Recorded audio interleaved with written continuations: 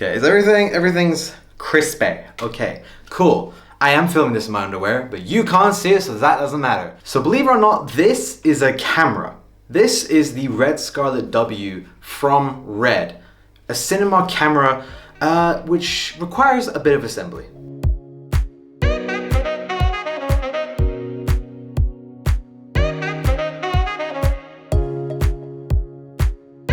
Hey, what's up guys? My name's MC. For those of you who are new, those of you who have been here before, you know what my name is. So let's get on with this. This is a beautiful machine. It's smart, it's pretty, and it's very expensive.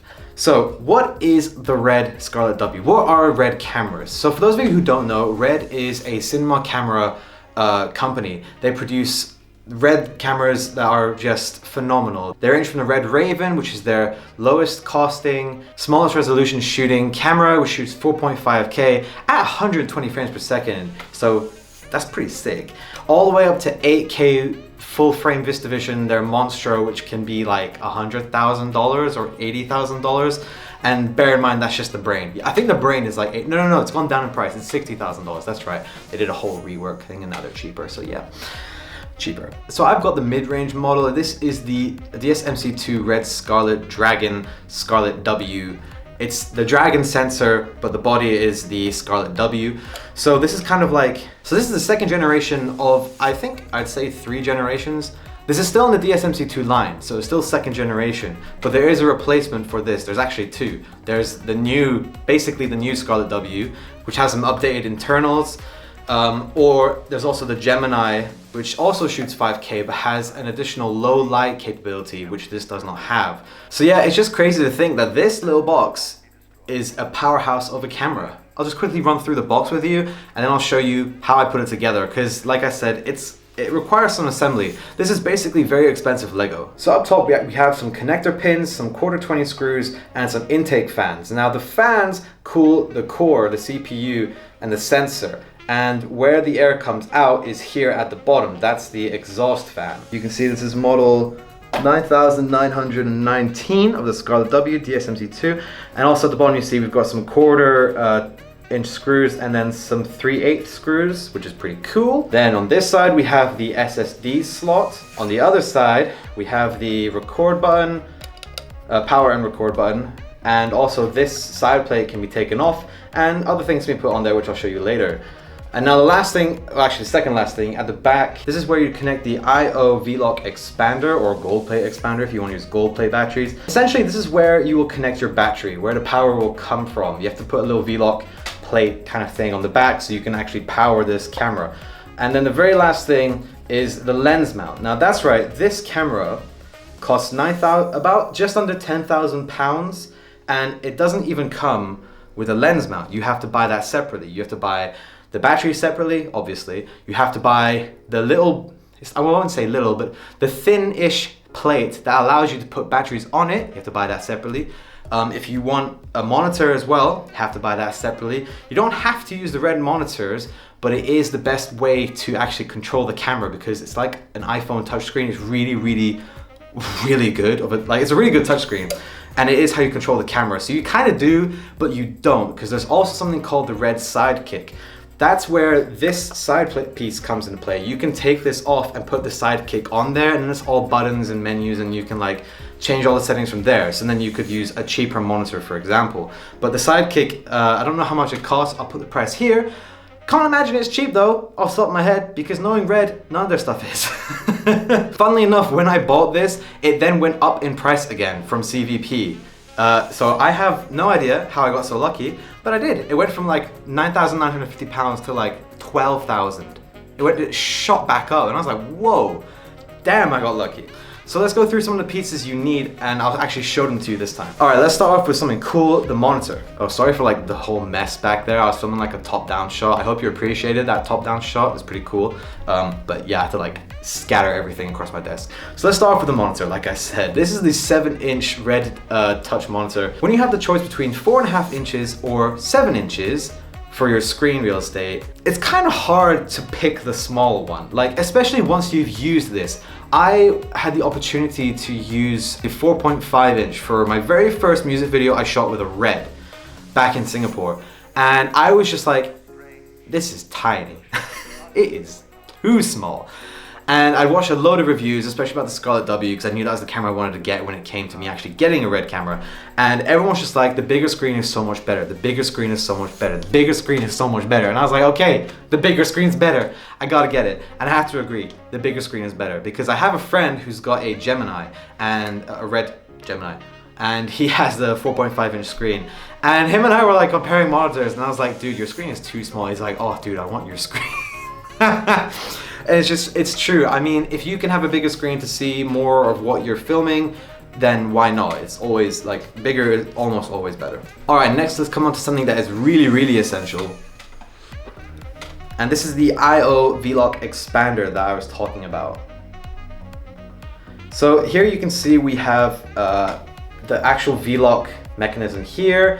Then we have some mic input and headphone output. We have USB, we have some sync ports. It's all labeled here as well actually, which is very, very useful. Sync and control, and then there's HDMI, which is just there. Then you have an SDI connection and a power connection. So the cable does come with the camera, so that's good, because it's, you know, one less thing that you have to also buy for the camera. You get a good selection of ports. It's a shame there's no like XLR ports or anything. You can actually buy that now, but my goodness, it's expensive. It's my heart. It's not worth it in my opinion, to be honest. But yeah, I mean, like, I think there's an even more like stripped down version of this where it's literally just the V-Lock plate and nothing else. And I guess that could be usable. I mean, especially if you run like external audio, and there are built-in microphones to the camera. I forgot to mention actually. It's just like they would be used for scratch audio. So scratch audio, for those of you who don't know, is just, it's not great, but it's not unusable, I would say. Like some people be like, it's unusable. You only use it to sync in post. I would use it if I had nothing else, if I like forgot to run external audio or if the mic broke or something. But yeah, it ain't great. It really isn't great. So yeah, that's where like this can come in handy because you have an mic input so you can get better scratch audio, or yeah, this thing is so expensive. It is $2,000. It's $2,000, I think. I'll put the price up here again because another thing that is essential and you'll need it to put any lenses on your camera is the lens mount. So I have a lot of Canon glass from when I used to have my 70D. I still have it, it's just, I don't know where it is at the moment. So I have the Canon EF mount. Now, there are two types of mounts for like each, like Canons or Nikons or whatever. It doesn't say here. I think there's aluminum and then titanium. So titanium, I assume it's just stronger and that's why it's more expensive. But other than that, I don't really know why you'd buy it. Yeah, you need this so that you can actually put any lenses on your camera. Boop. So this is what it looks like from the back, which is really cool. So it's like RED's parts are actually red. Pretty cool. All right, the next essential thing you'll need is media. So by that I mean like an SD card, although this is actually an SSD in a very small form factor. So these are called RED Mini Mags. Now they come in two flavors. You have the Reds, which are 480 gigs and above, and then you have the Grays, which are 240 gigs down. There is no difference in like quality you get. The only difference is storage. They just literally color them differently, just I think just because. I think honestly they just want you to buy the red ones because the red ones look sick and they want you to spend more money. I honestly think that's the reason, which is fair enough. It's whatever. Companies do that all the time with all their products, like, oh, look how cool it looks. Now spend that extra 400 whatever dollars. These are not cheap, by the way. This one alone, I think is 800 pounds and it's 240 gigabytes. Now, that sounds like a lot, but when you're shooting RAW, depending on the compression, that isn't very long. So if I was to shoot like 8:1 compression, which I'll talk about RED compression in another video when I actually go through like the software side of things with RED. I think maybe you can get like an hour on here, and then same thing, 8:1 compression on 480 gigs, about 3 hours. Actually, I think it's an hour and a half on here and then 3 hours. That makes more sense. Yeah, I mean, like when I was looking at the pricing and stuff for it, I was like, okay, I need it to last a full day, because if I'm out for a shoot and it's a full day's shoot, then, you know, if I can't offload media, I'm kind of screwed if I only have enough for like 6 hours or something, right? So I'm like, okay, get enough for, I could stretch this to 4 hours, and then I can stretch this to about 2.5, maybe even 3 hours. Like you can really stretch these out depending on the compression, is my point. But if you have someone doing DIT on set, offloading footage and like organizing it, then you're good. And also if you can just get more cards, then that's awesome too. But these are so expensive. The red one, I forgot to say, 1,200 pounds. Oh, I can't wait for the A7S III to come out. The A7S II has garbage autofocus. Come on, almost there. Almost there. There you go. There you go. Honestly, Sony, please hurry up. I need to buy this camera. Sometimes, where is my RX 100? Okay, so the next thing you will definitely need is batteries. Now, you can get these from any company. You can get them from RED, or you can get them from IDX, which I think are the cheaper ones, but they're very bulky. Or you can get them from companies like Hawkwoods. So these are a UK brand, and the reason they're so special is because they're tiny. V-Log batteries are usually twice this size, like that tall and maybe even a bit chunkier, or maybe they're only a little bit taller, but they're like that fat. Like, I've used some really big batteries from friends and stuff who I've rented batteries off them for shoots, because I only actually have 2 of these because they're 300 pounds a pop. So, you know, I ain't flush with that much cash. But yeah, back to the batteries. They're awesome because they're tiny and really, really light. The bigger ones I mentioned I rented off my friend are extremely heavy. Like, the camera became so back heavy because of those batteries. And it's cool to have like a big battery and it looks cool. It's like, it was like carbon fiber-y or something. But if you can take off a load of weight from an already heavy camera system, I would do it. And those batteries last about 2 hours depending on your usage. I've made one last the best part of a full day, simply because I was shooting on and off. I wasn't shooting continuously. If you're shooting continuously, it's about 1.5 hours to 2 hours, which I know sounds kind of bad. And it ain't fantastic, but you have to remember, this is a beefy camera. It's a cinema camera. It's gonna draw a lot of power. So you'll wanna get quite a few batteries if you're gonna get one of these.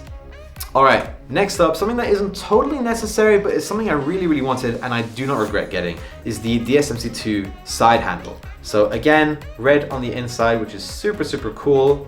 If the A7S II will focus, there you go. You set it to like center focus and it just takes forever.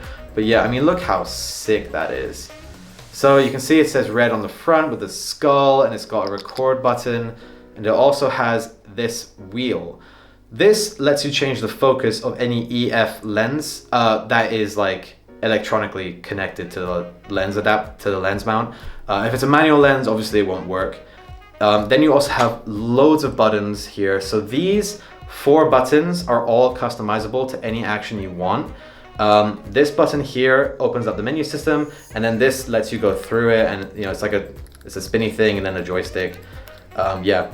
It's such a good grip, and the actual grip itself is very well made and very, very sturdy, and yeah, very grippy, which is basically what you want with a grip. One of the things that I experienced when I first shot with a RED camera was how difficult it is to hold the camera if you don't have something like a side handle or a top handle, but honestly, actually more the side handle than the top handle. One of the things I experienced when I first used a RED camera was it was very difficult to actually hold if you didn't have a side grip. I had a small top handle type thing with the Raven that I rented, and because it was only easy to like hold it at the top, and then like I'd have to hold the lens, and it was just very awkward. Like I was kind of doing this for everything, and even though sometimes you'll be doing that, it's a lot more comfortable to hold it like this. I look like I'm holding a gun right now, but you know, you're changing lens and you're holding from the side. It's way more comfortable than having to be like this or something. And it's just like, it was a shame the rental house didn't have the side handle or any side handle for it, but I would honestly recommend, it doesn't have to be the RED DSMC2 one. You can get a wooden handle. Oh, is it Small Rig? Yeah, I think Small Rig do like a wooden side handle for it, which is way more affordable than that. Although that isn't actually as expensive as I thought. It was like $800 or pounds, which is a lot of money, but when you compare it to everything else and how much everything else costs, like thousands and thousands of dollars, I was like, it's not bad. Okay, so now that I've been through all the pieces with you, let me show you how they all actually come together.